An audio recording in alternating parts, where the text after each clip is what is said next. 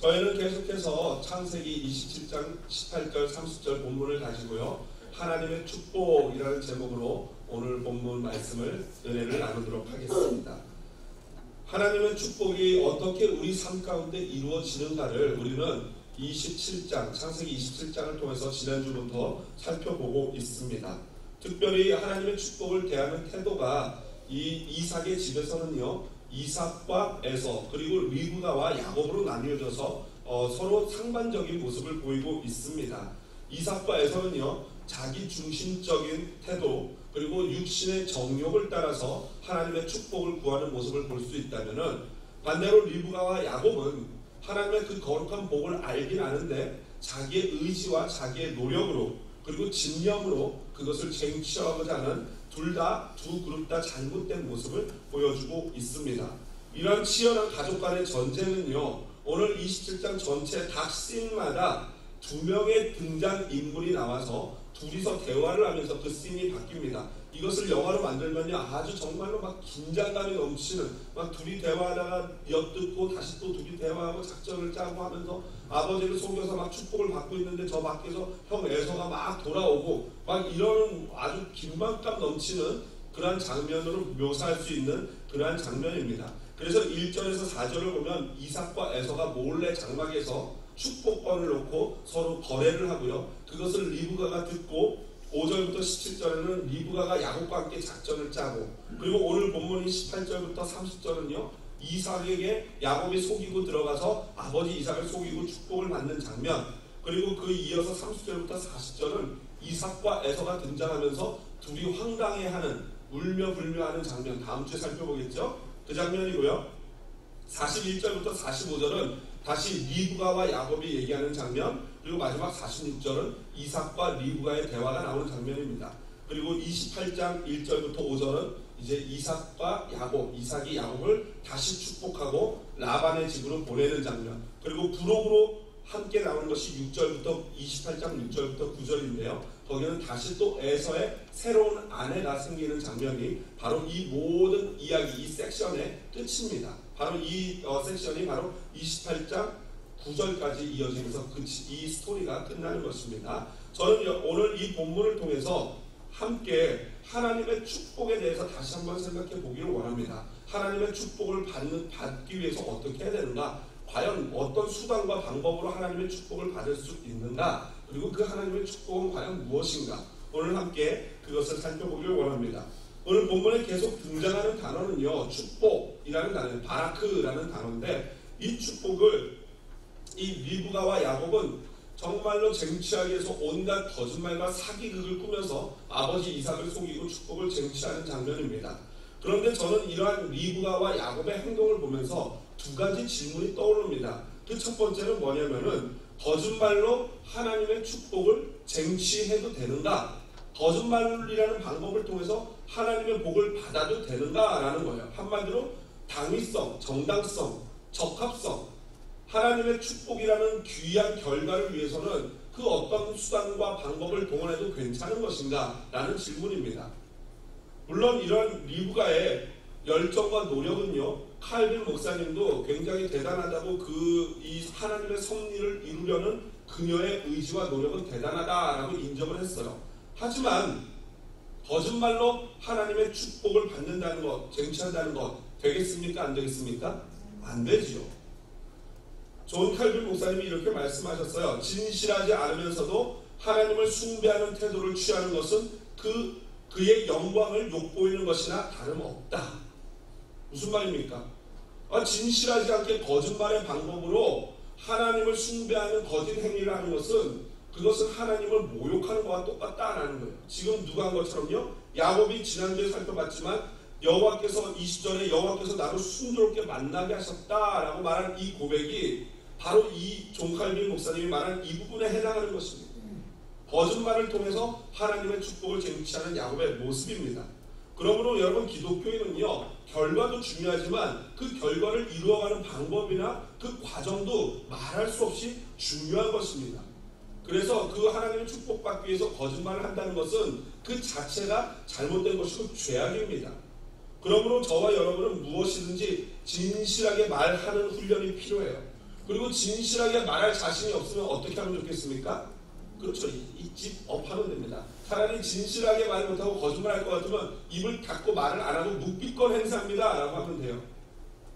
여러분, 그것을 예수님이 산상수훈 마태복음 5장 37절에 이렇게 말씀하셨습니다. 오직 너희 말은 옳다 옳다 아니라 아니라 하라. 이에서 지나는 것은 악으로부터 나느니라. 그러니까 이 바리새인들과 이 유대인들이 얼마나 가식적이었는지, 얼마나 입에 거짓말을 달고 살았는지요. 무슨 말을 하고 나 이렇게 한다 그러면 진짜야? 그러면 나 맹세, 하나님의 성전을 두고 맹세했어요. 그런데 문제는 뭐냐면은 이 바리새인들이 속으로 뭐라 그러냐면 하나님의 성전을 두고 맹세하는 건 괜찮고 하나님의 성전에 금을 두고 맹세할 때는 반드시 지켜야 한다 라는 말도 안 되는 논리를 폈어요. 그러니까 얼마나 사람들이 진실하지 않으면 하나님의 성전까지 들먹여야 되고, 그것 성전까지 들먹이면 괜찮고 성전에 금에다 대고 맹세하면 그건 반드시 지켜야 되고, 성전을 대고 맹세한 거는 지킬 때도 있고 안 지킬 때도 있고 이렇다는 거예요. 그러니까 우리나라가 진짜 진짜 참기름, 진짜 참기름 이런 거와 똑같은 거예요. 얼마나 사회가 거짓말을 하고 불신이 난무한지, 그냥 기름 하면 이게 참기름이구나 할 텐데 가짜 기름이 많으니까 참기름 했단 말이에요. 그래도 가짜 기름 하니까 진짜 참기름 했어요. 그래도 가짜가 많으니까 진짜 참기름 이렇게 되는 거예요. 이게 바로 우리 이 인생의 어떤 이 진실하지 못한 것의 문제 아니겠습니까? 예수님은 그래서 기면 기다 아니면 아니다, 옳으면 옳다 아니면 아니다, 딱 이렇게만 얘기하지 길 수도 있고 아닐 수도 있고 그런가 말런가 이러면서 물을 타고 흐리게 하는 것은 결국 그리스도인의 올바른 태도가 아니다라는 거예요. 그리스도인은 거짓말을 해서는 안 됩니다. 진실하게 말하는 훈련을 해야 됩니다. 두 번째 질문은 뭐냐면요, 거짓말로 축복을 받으면 이 축복을 받을 수 쟁취해도 되는가라는 정당성을 물었다면, 두 번째는 거짓말로 하나님의 축복을 쟁취할 수 있는가. 다시 말해서 진짜 거짓말로라도 해가지고 하면 하나님의 축복을 받게 되느냐라는 거예요. 오늘 본문에 보니까 거짓말해가지고 야곱이 축복을 받았습니까? 안 받았습니까? 네, 보니까 어쨌든 결과적으로 받긴 받아요. 받긴 받습니다. 그런데 그게 그렇지 않습니다. 여러분, 셰익스피어랑 같은 시대에 활동했던 이 토마스 미들턴 그리고 윌리엄 로울리라는 작가가 희곡을 하나 썼는데, 그것은 체인질링입니다. 체인질링. 그러니까 변화되는 어떤 그런 것들이죠. 거기에 나오는 여자 주인공이 베아트리체라는 여자 주인공이 나오는데요. 이 여인이 굉장히 무서운 여인입니다. 여러분, 이게 좀 주일날 아침에 듣기에 조금 민망할 수도 있는데 그 소설의 내용이 그렇습니다. 희곡의 내용이 그렇습니다. 그녀가 베아트리체라는 여인이 약혼자가 있었는데 그만 다른 남자에게 눈이 꽂힌 거예요. 그래가지고 이 약혼자는 약혼을 했는데 이 약혼을 깨야 되지 않습니까? 그럼 어떻게 하면 됩니까? 그렇죠. 진실하게 말하면 되잖아요. 나 너 싫다. 나 더 잘생긴 남자가 생겨서 저 남자랑 난 약혼을 해야 되겠다 라고 말하면 되잖아요. 그럼 뺨을 한 대 맞든지 욕을 먹든지 그리고 끝나면 되는 거 아닙니까? 그런데 그녀는요, 잘못 선택했어요. 그 새로운 사랑을 얻기 위해서 어떤 작전을 짜냐면은 약혼자를 죽이기로 합니다. 진짜 허리죠. 여자 조심해야 됩니다. 그래서 어떤 사람을 고용하냐면 드폴로레스라는 사람을 고용해가지고 약혼자를 죽입니다. 그런데 이 드폴로레스라는 사람이 굉장히 양아치예요. 아니면 그 베아트리체를 사랑했는지 모르겠어요. 어쨌든 이 드폴로레스라는 사람이 그러면 내가 그렇게 청부살인을 하는 대가로 그녀에게 뭐라 그러면 당신의 처녀성을 나에게 다오 라고 얘기를 합니다. 그랬더니 베아트리체가 딜 해가지고 실제로 그렇게 행합니다. 그리고 이 디플로레스가 약혼자를 실제로 죽였어요. 그러니까 해결된 거 아닙니까? 그래서 새로운 약혼자랑 약혼을 하고 결혼을 하려고 그러는데 그만 또 반전이 있어요. 이 새 약혼자가 뭘 요구하냐면은 베아트리체한테 나는 당신의 순결성을 보고 싶다라고 얘기를 해요. 그래, 이게 난감하지 않습니까? 아차 싶으니까 그 베아트리체가 한 일이 뭐냐면 자기의 하녀를 그 첫날 밤에 들여보내는 거예요. 그리고 새로운 약혼자를 속인 겁니다. 그런데 이 비밀을 누가 알아요? 그 여자 종이 알잖아요. 대신 그 베아트리체 대신 첫날 밤을 들어간. 그러니까 이 베아트리체가 또 어떻게 하겠습니까? 그 여자 종을 드폴로레스를 시켜서 죽여버리는 거예요. 그러고 나서 나중에는 이 모든 일들이 발각되면서 나중에는 비극으로 끝납니다. 그 드플로레스라는 이 사람과 이 베아트리체가 함께 동반 자살하는 것으로 이 소설이 마무리가 됩니다. 여러분 이 얘기를 들으면서 완전 다들 표정이 뭔지 아십니까? 헐 이런 표정이세요. 그렇죠? 여러분 이게 뭘 보여줍니까? 거짓말이 무엇을 낳습니까? 거짓말을 낳고 거짓말이 또 거짓말을 낳고 결국에는 그 거짓말이 파멸로 이끌어가는 것을 볼 수 있어요. 오늘 야곱이 그랬습니다. 아버지에게 에서라고 속이니까 뭐라고 해야 돼요? 네가 어떻게 이렇게 빨리 잡았냐? 여호와 하나님이 축복하셨으면 너 진짜 에서 맞냐? 진짜 맞냐? 네 맞습니다. 맞습니다. 계속 거짓말을 할 수밖에 없는 상황이 된 것입니다. 그래서 제 분당우리교회에 섬겼을 때 저희 교구에 어떤 젊은 교수님이 계셨는데 구약학 전공하신 교수님인데 박철현 교수님이에요. 근데 그분이 우리와 성전이 같은 사람 야곱이라는 책에서 이 부분을 이렇게 해석했어요. 죄의 바퀴가 굴을 때 그 첫 순간에 막지 않으면 죄는 그 인간을 삼켜버릴 때까지 멈추지 않는 법이다. 그러니까 한번 거짓말을 하기 시작하고 죄를 짓기 시작하면 그게 계속 굴러가면서 죄가 죄를 낳고 결국에는 파멸될 때까지 끝나지 않는다라는 그렇습니다. 여러분 두 번째 질문, 거짓말로 하나님의 축복을 받을 수 있습니까? 없습니다. 지금 야곱이 축복받은 것 같지만 그렇지 않다는 것을 제가 몇 가지를 예를 들어서 보여드리겠습니다. 오늘 먼저 이삭이 야곱을 축복했는데 이삭이 축복한 축복과 아브라함이 하나님께 받은 축복이 약간 비슷하면서도 약간 달라요. 29절에 보면은 너를 저주하는 자는 저주를 받고 너를 축복하는 자는 복을 받기를 원한다 라고 나오는데 이게 창세기 12장에 나오는 아브라함이 받은 축복과 굉장히 비슷하면서도 약간의 차이가 있는데 그것은 뭐냐면요, 아브라함의 축복에 비하면은 이삭이 지금 야곱, 사실은 야곱이 아니라 에서인 줄 알고 야곱에게 빌어주는 이 축복은요 굉장히 자기 중심적이에요. 가만히 보면은 모든 열방과 모든 형제들이 바로 에서에게 굴복하기를 원하면서 축복을 해주고 있어요. 여기 보니까 29절 중간에 보니까 네가 내 형제들의 주가 되고 내 어머니의 아들들이 내게 굴복하며, 이건 무슨 말이에요? 지금 축복받고 있는 야곱이 형 에서에게 어떻게 하라는 거예요? 굽신굽신 절하라는 얘기거든요. 이게 야곱인 줄도 모르고 그 축복을 지금 하고 있는 거 아닙니까? 뭡니까? 편애, 내 큰아들만 생각하는 그 편애에 의한 인간적인 어떤 축복을 하고 있는 것입니다. 그런데 여러분 이 야곱이 그러면 이렇게 아버지 이삭의 축복, 그렇게 받고 싶었던 그 축복을 받았단 말이에요. 그러면 그 축복이 그대로 이루어졌나요? 어떻습니까? 진짜로 야곱에게 에서가 굽신굽신하면서 야곱을 보면서 주님이라고 불렀습니까? 아니에요. 오히려 그 반대예요. 이 축복을 받은 야곱이 오히려 형 에서에게 뭐라고 합니까? 주여라고 부르고 굽신굽신합니다. 볼까요? 창세기 33장 3절 보십시오. 화면 보면서 한번 읽어보겠습니다. 다같이 시작. 자기는 그들 앞에서 나아가되 몸을 7번 땅에 굽히며 그의 형 에서에게 가까이 가니, 지금 이게 자기는 누구냐면 야곱이에요. 수십 년 후에 야곱이 이제 고향으로 돌아오는데 형 에서가 400명의 군사를 데리고 자기를 죽이러 온다는 소식을 듣고 야복강가에서 그렇게 밤새 기도한 다음에 이스라엘로 변화되고 나서 어떻게 합니까? 형을 맞이하는데 몸을 7번 땅에 굽혀서 절을 합니다. 누가 절을 해요? 야곱이 절을 하는 거예요. 축복받았던 야곱이. 그리고 7번 땅에 굽혀 절한다는 것은 그때 당시에는 군주, 왕에게 하는 행위거든요. 그러니까 형 에서는 왕처럼 섬기는 거예요. 그리고 나서 33장을 여러분 계속 보면요, 형한테 형이라고도 못해요. 뭐라 그럽니까? 주여, 내 주여, 주여 라고 계속 주라고 형을 부릅니다. 그러니까 야곱은 축복을 받긴 받았지만 실제로 그대로 이루어지지 않았어요. 두 번째로, 여러분 리브가가 그렇게 둘째 사랑하는 아들 잘 되기 위해서 이렇게 작전을 짜고 해가지고 어쨌든 축복을 받게 했는데 거기까지가 끝이에요.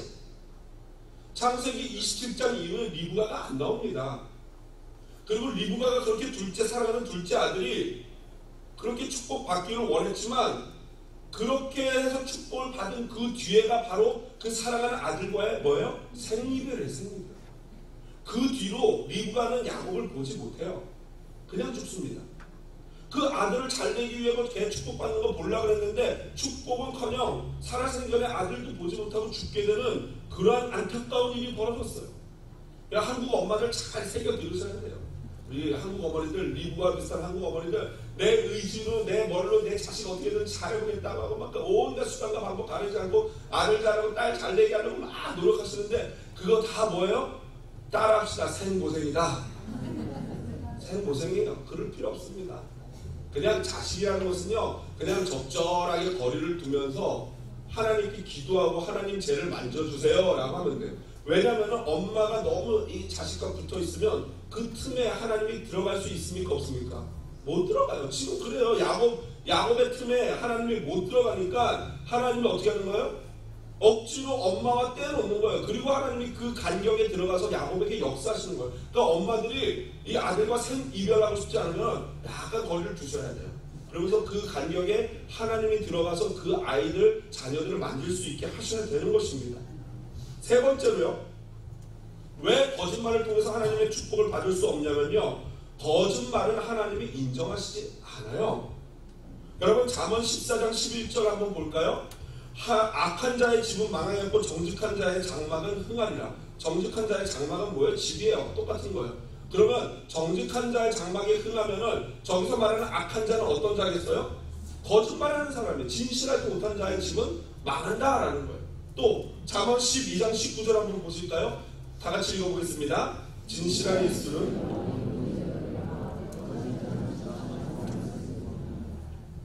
거짓말 통해서 축복 누리고 뭔가 영원토록 무궁토록 할 것 같지만 그렇지 않다는 거예요. 오히려 진실한 입술이 지금은 잠깐 힘든 것 같은데 나중에 보면은 결국 진실이 밝혀지고 다 모든 것이 정상으로 돌아오고 거짓말하는 건 잠깐만 임기응변적으로 할 뿐이지 결국에는 다 들통나서 오히려 더 곤란해진다라는 것입니다. 제 주중에 이 예화를 들으려고 하나님이 그러셨는지 모르지만 저랑 친한 지인이 와가지고 저를 아끼는 마음으로 우리 교회에 대한 얘기를 들려줬어요. 바깥에서 돌고 있는 얘기를. 요즘 이 페더럴웨이에서는 저희 교회가 좋게 소문이 나서 너무 감사한 그런 얘기를 제가 종종 듣는데 그분이 들려준 이야기는 또 다른 이야기였어요. 그래서 제가 하도 이상한 얘기를 많이 들어가지고 너무너무 많이 들었는데 또 이상한 거 또 말하자니까 하니까 생각이 안 나요. 그래서 금요일 날은 내가 열받아가지고 막 말을 하는 금요일 예배 때는 우리 오신 성도님들한테 소개를 해드렸는데 오늘은 그래서 제가 생각이 안 나서 이렇게 몇 가지만 적어와서 잠깐 설명을 드릴게요. 여러분 진짜인지 아닌지 한번 들어보세요. 이 소문이. 제가 첫 번째는 제가 설교 때마다 이찬수 목사님을 한 번도 얘기 안 한 적이 없다는 거예요. 거짓말입니까? 진실입니까? 거짓말이죠. 왜냐하면 물론 제가 종종 목사님에 대해서 거론하고 존경하고 사랑하고 좋아하기 때문에 얘기는 하지만 매주 합니까? 지금부터 제가 진짜 억울한데요. 유튜브 가가지고 한 달 동안 제 설교를 한번 여러분 리뷰해보세요. 그리고 그 한 달 동안 설교에 이찬수 목사님이 나오는지 안 나오는지. 아예 안 나오면 그건 매주가 아닌 거잖아요. 차라리 그냥 종종 얘기한다 이러면 진실인데 매주 얘기한다 이거는 거짓입니다. 그렇게 얘기한다는 거. 그럼 또 매주 얘기하면 또 어때요? 그렇죠? 오늘 괜히 이것 때문에 얘기했네요. 이찬수 목사님. 두 번째 더 웃깁니다. 우리 집사람이 명품으로 치장을 했대요. 일단은 제가 명품 사줄 돈이 없습니다. 사준 적도 없고 사줄 돈이 없고요. 그래도 제가 그래도 강남 8학군과 분당에 있지 않았습니까? 그러니까 옛날에 샀던 것들은 좀 있어요. 그리고 저희 집은요, 이 미국에 와서 새로운 신세계를 발견했는데 오퍼럽이라든가 크레이리스트 이런 데서 중고 물품을 얼마나 싸게 파는지 몰라요. 티셔츠 같은 것도요 3불, 5불에 막 이렇게 거래를 합니다. 원하시면 제가 구입해 드릴게요. 저 구두요 명품 하나 있는데 지금 오늘 신고 왔거든요. 여기 이따가 한번 구경해 보세요. F로 시작하는 명품인데요. 이 신발은 15년 된 겁니다. 우리 장모님이 결혼한다고 결혼 선물로 주신 건데 한국에서는 잘 안 신다가 미국에 와가지고 이제 신발 없어서 이걸 계속 신는데 15년을 신고 있고요. 뒷굽이 이제 다 달아서 이 뒤꿈치 거기에 이렇게 왜 손 넣어서 이렇게 올리잖아요. 그때 거기 줄이 이렇게 다 나와 있습니다. 가죽이 다 달아가지고 15년 신고요. 제가 갈색 구두 하나 저기 DSW라고 제가 이제 그 브랜드 명까지 다 얘기 안 해요. 화가 나가지고 커머셜 센터 맞은편을 보면 DSW라는 이 신발 가게가 있는데 거기 딱 가면 신발들 엄청 많아요. 100불, 120불, 200불 막 있는데 그 모든 코스를 지나가가지고 맨 끝에 왼쪽 맨 끝에 가잖아요. 어떤 코스가 있을까요? 빨간색으로 클리어런스 돼 있습니다. 근데 거기도 그냥 사지도 않아요. 보면은 딱지가 보라색, 초록색, 빨간색 뭐 이렇게 다 있는데 이게 빨간색이 이번 달에는 뭐 20% 세일이다. 그러면 다음 달 가보면은 50% 세일. 그 다음 달 가보면은 70% 세일. 마지막에는 최고가 80%예요. 저는 가가지고 딱 30% 세일할 때는 안 사요. 보고 아, 이 녀석 괜찮네. 거기대로 가만히 있을지어다 하고 와요. 그러면 다음 달에 가봐요. 있으면 할렐루야 계속 머물지어다 라고 하고 나중에 가서 그 갈색 구두 얼마 주고 샀냐면 19불 주고 샀어요. 19불. 갈색 구두. 제가 보여드릴게요. 다음 주에는 오늘은 까만색 옷이라 갈색을 못 신어서 다음 주에는 신고 와서 보여드릴게요. 또 있어요. 저희 교회 사역자 사례금을 준대요. 아, 그럼 제가 사역자를 뭐 공짜로 부리겠습니까? 오신 날부터 사역자 사례금을 드렸고 저희 교회는 또 12월 때는 보너스 100%예요. 물론 지금 드리는 돈은 이 사례금은 많지가 않습니다. 왜냐하면 하는 일도 주일날 와가지고 잠깐 예배 인도하시는 거고 파타임이고 그리고 또 우리 교회가 그만큼 넉넉하지가 않기 때문에 조금밖에 못 드려요. 그러나 제가 이 공공분명하게 약속을 드리지만 저희 교회가 재정 상태가 훌륭해지고 좋으면요 그분들 사례금 이 페더럴에서 제일 많이 드릴 겁니다. 일부에서는 아멘 하던데 그 사례금 그 부교역자들 정말로 많이 드릴 거예요. 왜냐하면 사역에 집중할 수 있게 그분들 해드릴 거예요. 그리고 또 반주자 뭐 사례금을 어쩌고 저쩌고 해서 반주자요 사례금 원래 제가 왔을 때는 사례금을 제가 와보니까 사례금을 주고 있었어요. 그런데 제가 오고 나서 그분이 나가시고 우리 집사람이 반주를 하면서 제가 줬을까 안 줬을까요? 아, 싼 맛을 쓰는데 그냥 공짜로 합시다. 우리 집사람한테 제가 그렇게 계약을 맺었어요. 공짜로 해요. 그 덕분에 지금 하는 우리 수연자매도 공짜로 하고 있어요. 미안해요. 그러나 이건 저는 우리 교회가 형편이 나아지면은 이 반주자 사례금 드리긴 할 거예요. 그러나 우리 반주자들 이런 음악하는 분들 또 생각해야 될 게 이 추운 겨울에 나가서 주차하는 분들도 공짜, 안내하시는 분도 무료 봉사, 식당 봉사하시는 우리 권사님들도 무료 봉사. 그렇게 하는데 특별히 뭐 이 따뜻한 데서 이 건반 치는 사람이 그것만 받는다는 것은 좀 불공평하지 않습니까? 그래서 제가 훈련상 그렇게 하는데 그러나 염려 마십시오. 나중에 드리겠습니다. 많이 드릴 거예요. 여러분 우리 교회가 그렇게 상식에 어긋나는 교회가 아닙니다. 그런데 그거를 거짓말로 만들어내요. 제발 사실만 말해주면 좋겠는데 거짓말을 만들어내요. 그리고 또 마지막입니다. 이거는 저보고 뭐라 그러냐면 왜 지역 목사님들 모임에 안 나가냐는 거예요. 그건 제 마음이죠. 지역 목사님들 만나러 나가러 안 나오면 내 마음이지.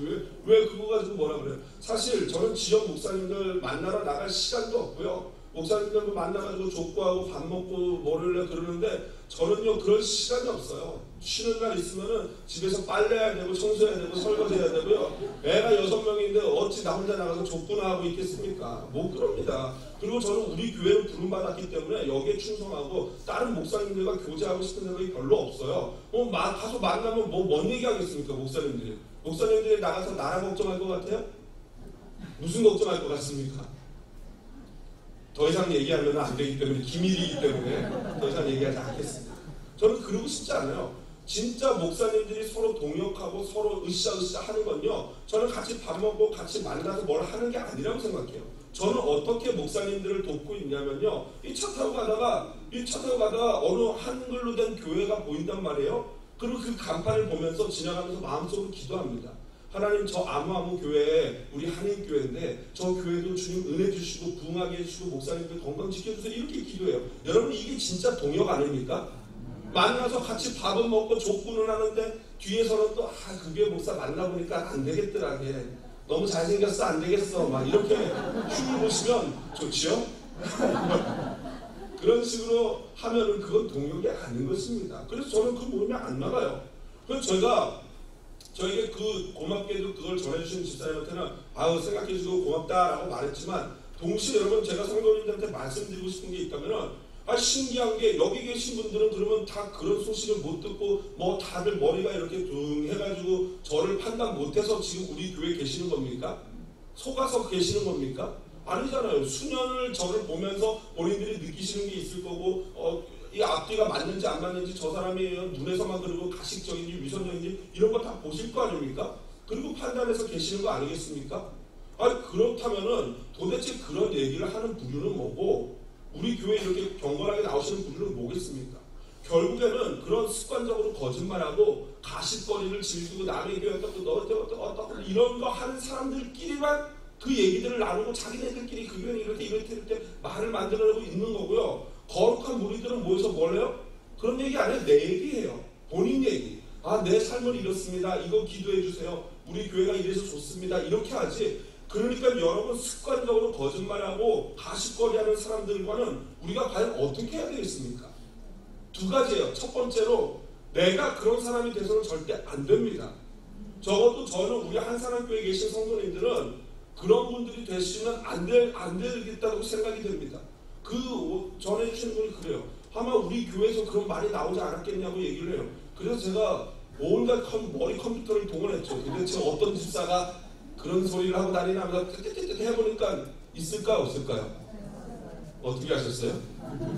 제가 볼 때는 뭔가 이 교회를 나가거나 제대로 교회를 알지도 못하는 분들이 그런 얘기를 바깥에서 퍼뜨리는 것 같아요. 왜냐면 제가 알기로 우리 교회 성도님들은 들리는 얘기가 다 우리 교회 너무 좋다라는 이 이야기만 하고 계시다는 걸 제가 듣거든요. 그러니까 여러분 적어도 이 자리에 계신 분들은 가십을 전하거나 그런 어떤 거짓말에 그런 것들을 즐기는 사람이 돼서는 안 됩니다. 왜냐하면 성경 말씀 볼까요?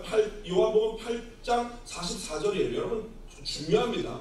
너희는 너희 아비 마귀에게서 났으니 너희 아비의 욕심대로 너희도 행하고자 하느니라. 그는 처음부터 살인한 자여 진리가 그 속에 없으므로 진리에 서지 못하고 거짓을 말할 때마다 제 것으로 말하니 이는 그가 거짓말쟁이요 거짓의 아비가 되었습니다. 여러분 이건 어떤 문제냐면요 소속의 문제예요. 내가 거짓말을 하고 가십거리를 좋아하고 그렇다면은 여러분 자신에게 이 질문을 해봐야 돼요. 내 소속이 어디지? 내가 진짜 주님께 속한 자인가? 내가 마귀에게 속한 자인가? 이거를 심각하게 고민해봐야 돼요.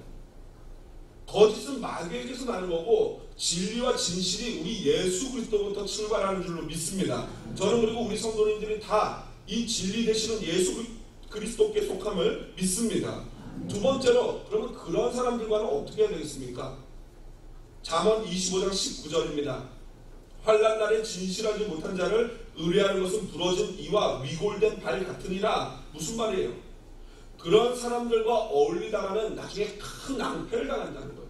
여러분 사실 진실하지 못한 사람이 공동체에 있으면요 그 공동체의 관계가 깨질 수밖에 없어요. 왜 그래요? 이 사람한테 가가지고는 야 제가 그러던데 너 좀 이렇대. 저 사람한테 가서는 제가 그러던데 이렇대. 그러다 보면 그 아무 관계없이 착하게 잘 놀던 두 사람이 어떻게 됩니까? 관계가 깨져버리는 거예요. 그게 거짓말하는 자의 역할이에요. 그러므로 여러분 그러한 자들은 우리 공동체에 발붙이지도 못하도록 해야 되고 그러한 자가 있다면은 예수 그리스도의 복음으로 변화되어지기를 주님의 이름으로 축복을 드립니다. 모든 사람과 잘 지내고 사랑해야 하지만 모든 사람이 다 진실한 하나님의 사람은 아닙니다. 분별할 수 있어야 돼요. 자 그렇다면은 리브가 야곱이 그렇게 원했던 하나님의 축복 과연 받았습니까? 그것은 무엇입니까? 어떻게 받을 수 있습니까? 첫 번째로 하나님의 축복은요 아셔야 될 게 뭐냐면 하나님 주권적인 은혜인 줄로 믿습니다. 무슨 말이에요? 축복은 하나님이 주고 싶은 자에게 주시는 게 축복이에요. 내가 노력하고 내가 어떻게 해서 얻을 수 있고 뭐 아버지 이삭이 축복했다고 그게 전해지고 그게 절대 아니에요. 전적인 하나님의 은혜, 야곱을 택하신 하나님의 은혜로 야곱이 축복의 통로가 되는 거고 아브라함이 축복의 통로가 되는 거지 뭔가 잘난 게 있고 내가 뭘 해서가 아니다라는 거예요. 결국 그 축복은 그 전적인 하나님의 은혜, 주권적인 은혜는 훗날에 무엇으로 완성되어집니까? 바로 예수 그리스도의 성육신으로 하나님의 전적인 은혜가 완성되어진 줄로 믿습니다.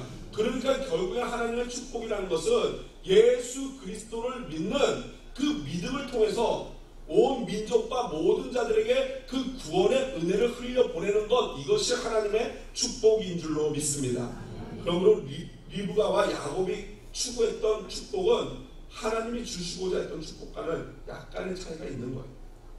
그러나 두 번째로 하나님의 축복은요, 선택하신 후에는 무조건적으로 선택을 우리를 하시지만, 구원해 주시지만, 그렇게 구원하시고 선택하신 후에는 조건이 따라옵니다. 여러분, 야곱을 보십시오. 야곱이 어쨌든 그렇게 욕심을 내고 하나님의 축복을 받고자 해서 축복을 받았단 말이에요. 자, 그러면 이제 이삭의 축복을 받았으니까 이제 그때부터는 에서가 야곱한테 와가지고 무릎 꿇고 아이고 주인님 하면서 굴복해야 되지 않습니까? 그리고 모든 게 잘 돼야 되는 거 아닙니까? 그런데 여러분, 성경을 다음 주부터 또 보겠지만 성경을 보십시오. 야곱의 인생이 어떻게 됩니까?